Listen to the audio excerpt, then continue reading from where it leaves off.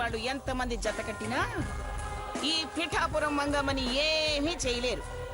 బలవంతమైన సర్పము చలిచీమల చేత చిక్కి చావలేదా అనే పద్యం మీకు గుర్తుందనుకుంటాను. మేం జత కడితే ఏమవుతుందో మీకు అర్థమవుతుంది. అసలు నేను జత కట్టాల్సిన అవసరమే నాకు లేదు. అక్కడి వరకు నేను నెట్టుకెళ్తాను. అక్కడ కుర్చీలో కూర్చుని ఆయాస పడకుండా ఉండండి చూస్తాను. మన మధ్య ఉన్న సంబంధం గురించి మాట్లాడుకుందాం. వస్తారా?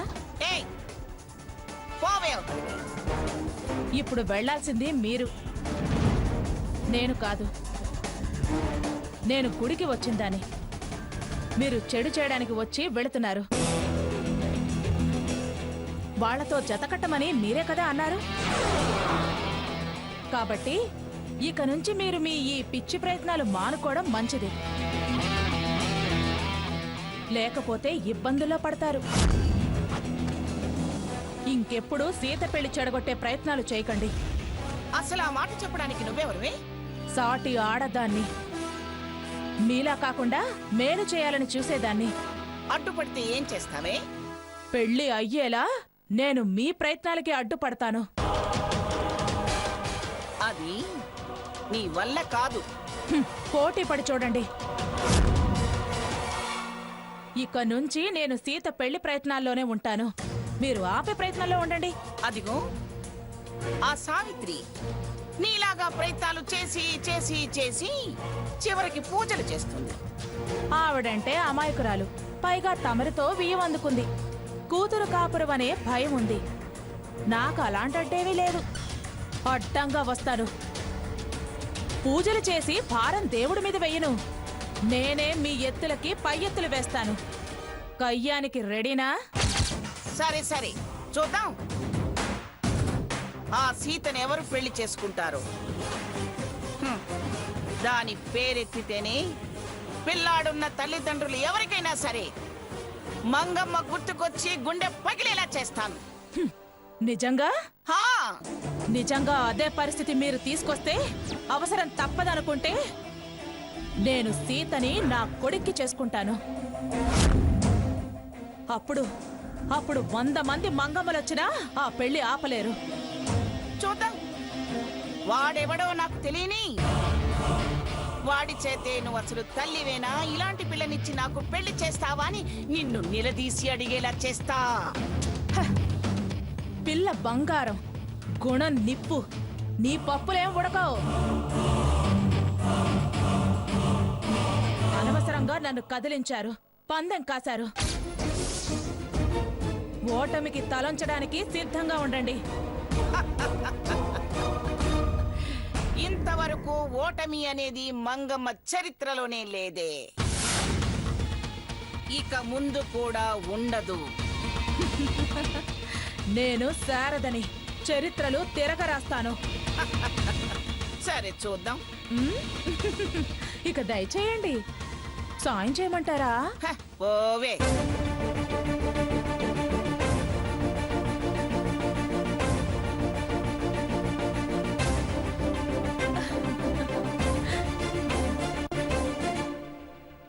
పంతులు గారు, పూజ మొదలు పెట్టండి. అమ్మా, ఆవిడ అంత అన్నాగా కూడా మీరిలా? వదిని గారు, ఏంటి ఆవిడతో గొడవ పడుతున్నారు? ఆవిడకి పంచాయతీలంటే ఇష్టం లేండి. ఆవిడ గురించి ఇప్పుడు ఎందుకు కానీ మీ పూజ అయిందా? ఎక్కడమ్మా, ఆవిడ గారు కుదరదని చెప్పేసి వెళ్ళారు కదా. ఆవిడెవరండి మీ పూజలు ఆపడానికి? అది కాదమ్మా, మీ ప్రాణానికి నా ప్రాణం అడ్డేస్తాను. మీరు కానివ్వండి. ఏం సీత, ఆవిడలా మాట్లాడుతుంటే నువ్వెందుకు కోరుకున్నావు? నన్ను మాట్లాడనివ్వదు కదా మా అమ్మ. ఆవిడ చాలా కత్సున్న మనిషి అమ్మా. అవతలి వాళ్ళు మెత్తగా ఉంటే అలాంటి వాళ్ళ నెత్తినెక్కి పిండి కొడతారు. ఎదురు తిరిగితేనే తోక ముడుస్తారు. పంతులు గారు, మీరు కానివ్వండి. ఓం గంగా భవానీ గాయత్రి కాళీ లక్ష్మీ సరస్వతి రాజరాజేశ్వరి బాల శ్యామరాజ. కూష్మాండ పూజ అయిపోయింది. కూష్మాండ ఖండన చెయ్యండి. గుమ్మిడికాయకి అందరూ నమస్కారం చేసుకోండి.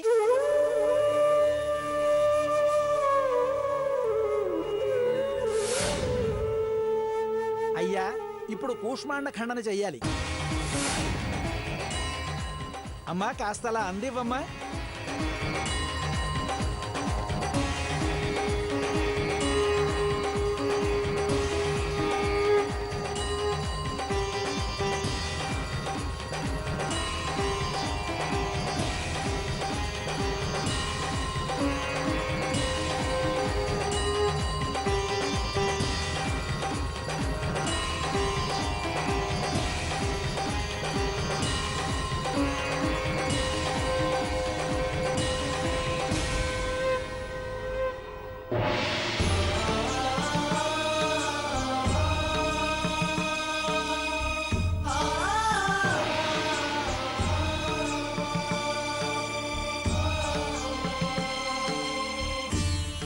ఇక అమ్మాయికి దోష నివారణ అయినట్టేనమ్మా.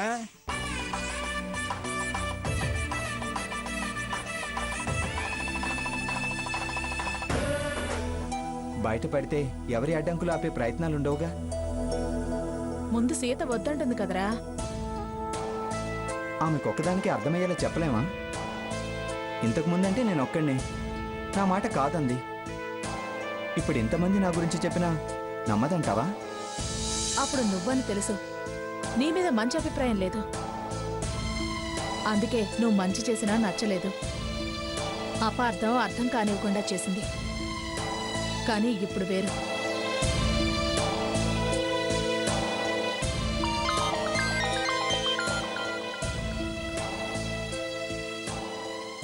ఏమ్మా స్వర్ణ? ఆంటీ ఏమైంది? గుడికెళ్ళారా? పూజ బాగా జరిగిందా? ఇంట్లో అమ్మమ్మ గారు లేరు, నాకెందుకో డౌట్ వచ్చింది, అందుకే ఫోన్ చేశాను. నీ డౌట్ కరెక్టే. ఆవిడ గారు గుడికి వచ్చారు, మీ అమ్మని అక్కయ్యని అవమానించి వెళ్లారు. అయితే పూజ జరగలేదా? జరిగింది కానీ ఆ గుమ్మడికాయ పగిలిన మరుక్షణం మీ ఇంటికి మా ఇంటికి మధ్య ఆ కాయ ఒక్కలైనట్టే మన చుట్టెరకం చట్టుబట్టలైపోతుంది. ఇక అమ్మాయికి దోష నివారణ అయినట్టేనమ్మా. మీరు చాలా మంచివారా ఆంటీ. అన్నీ బాగున్న కోడల్ని నానా తిప్పలు పెడుతున్న అత్తగారులున్నారు. కానీ కోడలు కాకముందే మా అక్క మీద ఎంత ప్రేమాభిమానాలు చూపించడమే కాకుండా బాధ్యతలు కూడా తీసుకుంటున్నారు. సీత నా కోడలవుతుందంటే తన కోసం నేనేం చేయడానికైనా సిద్ధమే. అంతా మా అక్క అదృష్టం. ఎలాగైనా మా అక్క పెళ్లి రఘురాంగారితో జరిపించాలి. మొత్తానికి పూజ జరిగిందనే మంచి విషయం చెప్పారా ఆంటీ? ఎవరే ఆంటీ ఆంటీ అంటున్నావు? ఏమిటి మంచి విషయం అంటున్నావు? ఎవరు మాట్లాడేది? అది ఇలా ఇవ్వ, ఫోన్ ఇవ్వు. ఇవ్వు. Hello hello hello aunty aunty అంటున్నావు? ఏమిటి మంచి విషయం అంటున్నావు? ఎవరు మాట్లాడేది? అది ఇలా ఇవ్వ, ఫోన్ ఇవ్వు. ఇవ్వు. హలో హలో హలో సర్కార్ ఎక్స్ప్రెస్ ఎప్పుడు వస్తుందండి? వెంకటాద్రి ఎక్స్ప్రెస్ ఎప్పుడు వెళ్తుంది? Hello hello hello hello hello ఆ, ఆ?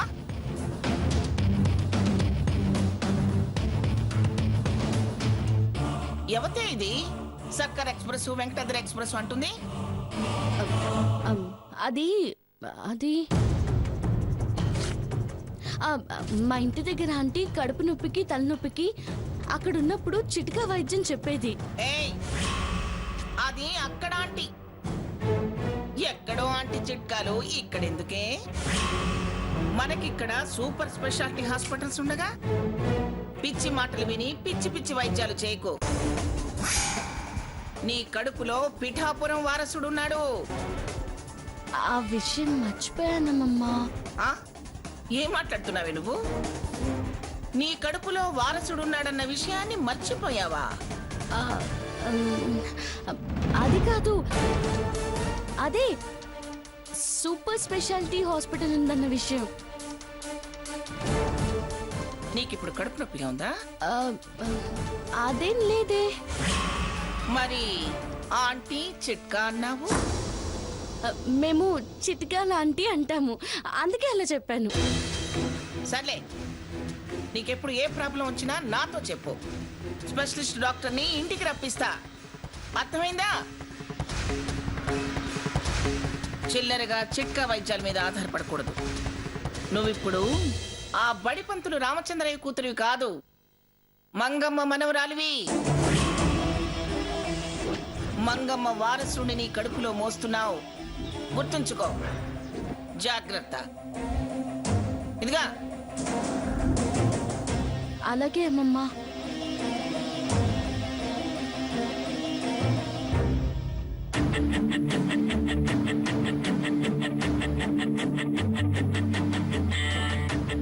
తొమ్మిది నెలలనే టైం కాకుండా 9 ఏళ్లుంటే ఎంత బాగుండో.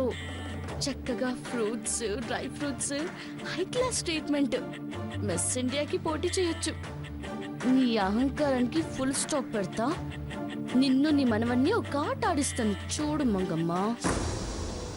ఒరే, ఎలాగైనా సీత నువ్వే పెళ్లి చేసుకోవాలి. అమ్మా, సీతగారంటే నాకేమీ ఇష్టం లేదా? ఐ లవ్ యూ చెప్పిన వాణ్ణి. నా భయం అంతా ఎక్కడ తొందరపడుతుందో, ఎలా రియాక్ట్ అవుతుందో అనే.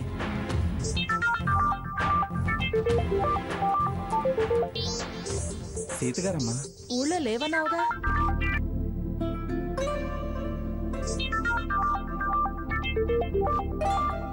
నువ్వు వచ్చావో రాలేదో పూజ విషయం నీకు తెలుసో లేదని చేసుంటుంది.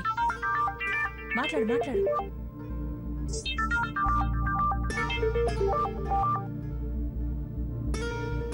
Hello, how are you Sarigamapa? అదేం పేరు? సంగీత సరస్వతులు కదా.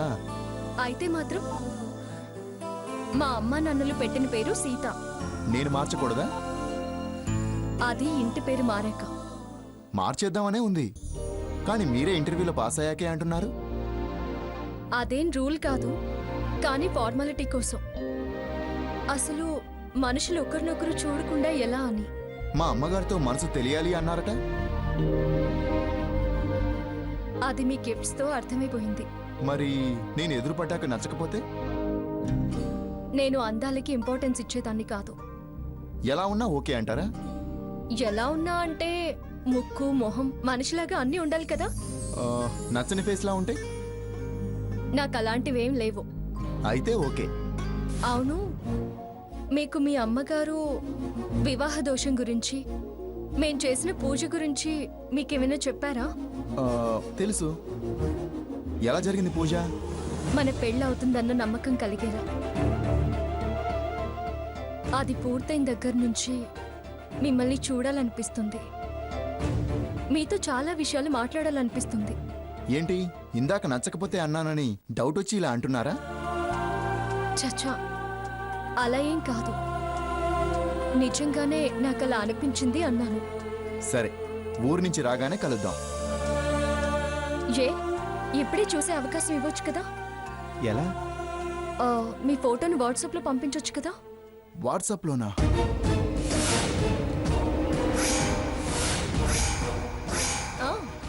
ఎస్, వెంటనే మీ సెల్లో ఫోటో తీసి నాకు పంపించండి. వెంటనేనా? అవును, వెంటనే. తప్పదా? తప్పించుకుంటే అనుమానించాల్సి వస్తుంది. నో, అలాంటి అవకాశం ఇవ్వను. పంపాక దడుచుకోవద్దు. జోక్ చేయకండి. అయితే మళ్ళీ ఫోన్ చేస్తా, వెయిట్ చేయండి. ఓకే. ఏంట్రా? ఫోటో పంపమంటుంది. సరే అయితే ఓ పని చెయ్యి.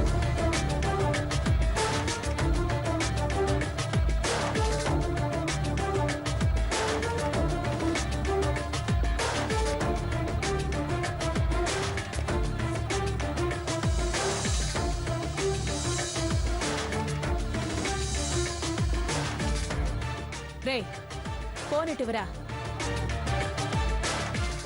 అలాగే కూర్చో.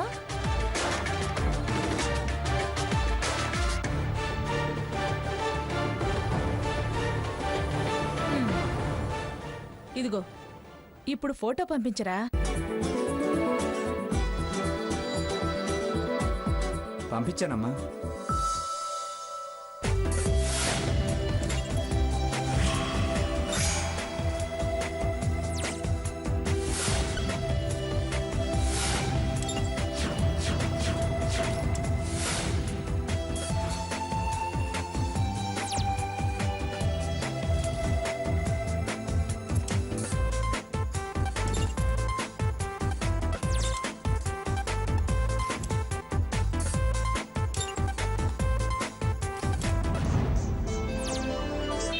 అమ్మా ఫోన్.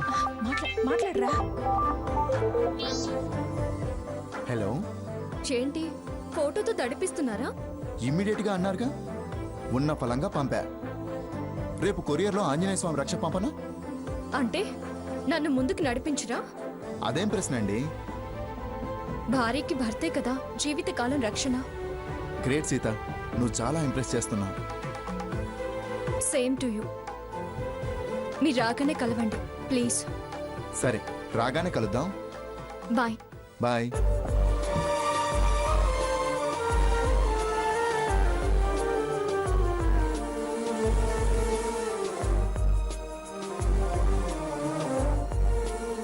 రఘు, ఏంట్రా ఇది? పిచ్చిదమ్మా, సీత పిచ్చిది. దగా చేస్తున్నావు, ఇంకా ఇంకా అగాధంలో కూరుకుపోతున్నావు. నా అంతరాత్మ వేసే ప్రశ్నలకు సమాధానం ఈ కన్నీళ్ళే అమ్మా.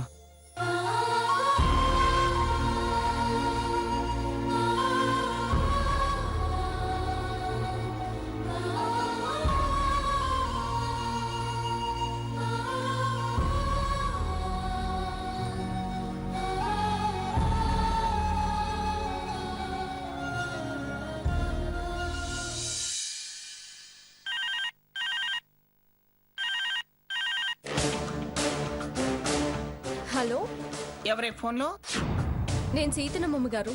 ఓ, రామచంద్రయ్య పెద్ద కూతురివా? ఆ వర్సేమిటి?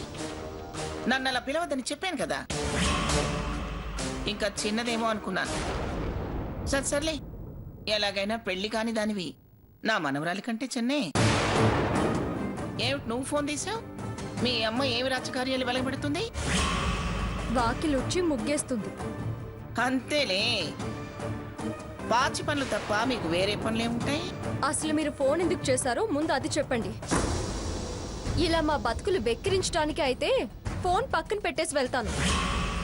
మీకు తృప్తి తీరేదాకా వంకలు పెడుతూ తిడుతూ ఉందరు గాని. ఏమిటే నీకు ఆ తల బిరుసు?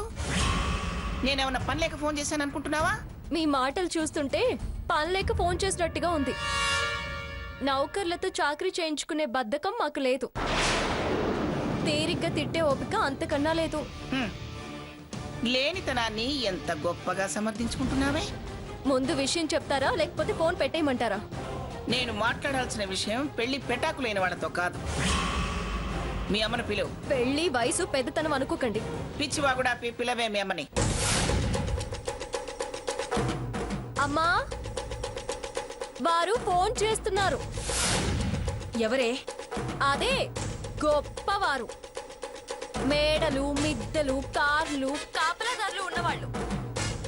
ఎవరే అంటే ఏంటేంటో అంటున్నావు, చెప్పొచ్చు కదా. వరుసలు పెట్టి నన్ను పిలవద్దన్నారు. పిఠాపురం మంగమ్మ గారు. అందుకే ఇలా చెప్పాల్సి వచ్చింది. ఎంత పొగరు తలకెక్కి కొట్టుకుంటుంది ఇది. ఏయ్, నీకేమన్నా తలతెక్కా? ఏంటి ఆ మాటలు? పిన్ని గారు, నేను సావిత్రిని మాట్లాడుతున్నాను. పినిగారు అన్నప్పుడే అర్థమైందిలే. అది పిచ్చి కూతలు కూయకుండా అట్ల కాడకాల్చి దాని మూతి మీద వాత పెట్టి ముందు. దాని రోగం నేను కుదురుస్తాను గానీ ముందు మీరు ఫోన్ చేసిన విషయం చెప్పండి. ప్రతిదీ నేను ఫోన్ చేసి చెప్తే గానీ మీకు మీ బాధ్యతలు గుర్తుకురావా? క్షమించండి పిన్ని గారు, మీరు ఏ విషయం గురించి అంటున్నారో అర్థం కావడం లేదు.